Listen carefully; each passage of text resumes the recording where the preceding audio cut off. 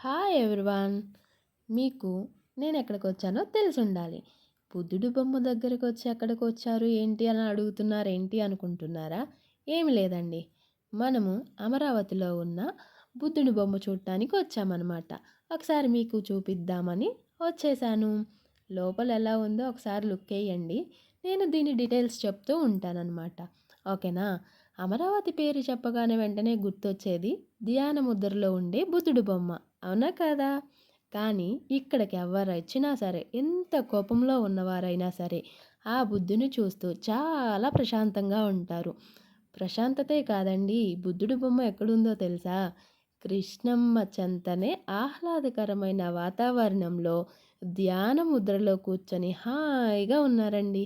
And అలానే మనం కూడా ఈ వాతావరణం ఈ వాతావరణం దగ్గరకొచ్చాం కాబట్టి ధ్యానవనంలో కూర్చుంటే ఆ హాయి మాటల్లో చెప్పలేమండి. అవునా కాదా? ఎవరైనా సరే బుద్ధుడి బొమ్మ దగ్గరికెళ్ళినప్పుడు ధ్యానవనంలో కూర్చొని జస్ట్ 10 మినిట్స్ రిలాక్స్ అవ్వండి. చాలా హాయిగా అనిపిచ్చిద్ది మనసుకి. అవునా కాదండి? కానీ ఈ కృష్ణానది ఒడ్డున ఈ బుద్ధుడి బొమ్మ ఎన్ని ఎకరాల్లో నిర్మించారో మీకు తెలుసా? నేనక్కడ కనుక్కుంటే మొత్తం కలిపి 4.5 ఎకరాలు ఉంటుందంటండి. అండ్ ఇది మనకి కట్టింది గూడా ఎప్పుడు స్టార్ట్ చేశారనుకున్నారు? 2003లో స్టార్ట్ చేశారంట. అండ్ ఇది పూర్తయింది కూడా 2015లో పూర్తయిందంట. కానీ అమరావతి వచ్చేసి ఏ జిల్లా కిందొచ్చిద్ది? పల్నాడు జిల్లా కిందే కదా! సో, ఇలా చెప్పుకుంటూ పోతే బుద్ధుని గురించి చాలా ఉందండి. ఎందుకంటారా? మనకి ఈ శిల్పాలు కూడా అమరావతి కళా పాఠశాల శిల్పాలు ఆధునికంగా చెక్కబడ్డారంట. ఎందుకంటే ప్రాచీన అమరావతి బౌద్ధ వారసత్వానికి ప్రతిబింబిస్తూ బౌద్ధ మతం మరియు ధ్యానం పట్ల ఆసక్తి ఉన్న వాళ్ళకి గుర్తు ఉండేలా లక్ష్యంతో దీన్ని నిర్మించారంట. ఎందుకంటే మనకి దాని చరిత్ర తెలియాలని ఒక్కొక్క విగ్రహం ఒక్కొక్క రూపంలో మనకి తీర్చిదిద్ది చెప్పారండి. సో బౌద్ధులు ఎలా ఉన్నారు, వాళ్ళ ధ్యానం పట్ల ఎలా ఉంది, వాళ్ళ చరిత్ర, వాళ్ళు ఎలా నివసించారు ఏంటి అని మొత్తం తెలియజేయడంలో ఈ శిల్పాల ఆధారంగా మనకు చూపించారనమాట. ఎవరైనా బౌద్ధ మతం గురించి తెలియని వాళ్ళు ఉంటే ఒక్కసారి అమరావతిలో ఉన్న బౌద్ధ మతం దగ్గరికి వెళ్ళి బుద్ధుని దగ్గరికి వెళ్ళి ఒక్కసారి విజిట్ చేయండి. చాలా హాయిగా అనిపించిద్ది.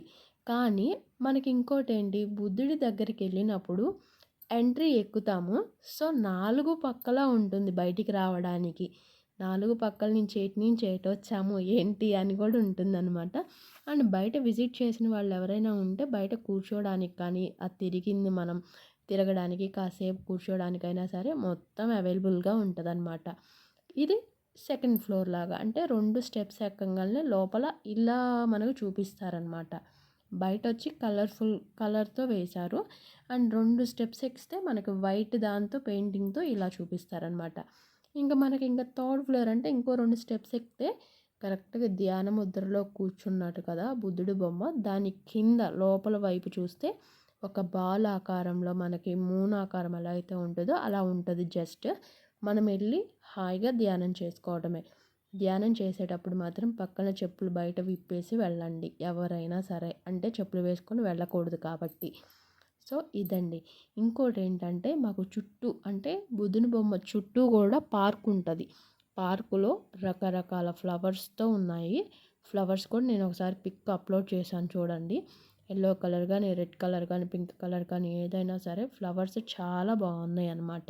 సో ఎవరైనా సరే బుద్ధుడి బొమ్మ దగ్గరికి వెళ్ళి విజిట్ చేశారు అని అంటే మీకు అర్థమవుతుంది. మీకు గుర్తుగా ఉండేలా ఉండాలంటే బయట ఒక ఫోటోగ్రాఫర్ ఉంటారు. జస్ట్ ఒక 5 మినిట్స్‌లో పిక్ కూడా మీకు తీసిస్తారనమాట. అండ్ ఎంట్రీ టికెట్ కూడా పిల్లలకి రూ. 10, పెద్దవాళ్ళకి రూ. 20 జస్ట్ అంతేనండి. చాలా ఏదైనా సరే ఖాళీగా ఉన్నారు, మేమేమన్నా ట్రిప్ చేయాలి అని అనుకుంటే చక్కగా విజిట్ చేయొచ్చు దీన్ని. చాలా బాగుంటుందన్నమాట. ఒక్కసారి నచ్చింది అని అంటే లైక్, కామెంట్, సబ్స్క్రైబ్ చేసుకోండి. అండ్ చూసిన వాళ్ళు ఎవరైనా హ్యాపీగా ఉంది, బాగుంది అని అనుకున్న వాళ్ళు ఒక కామెంట్ రూపంలో చెప్పేసేయండి. ఓకేనా?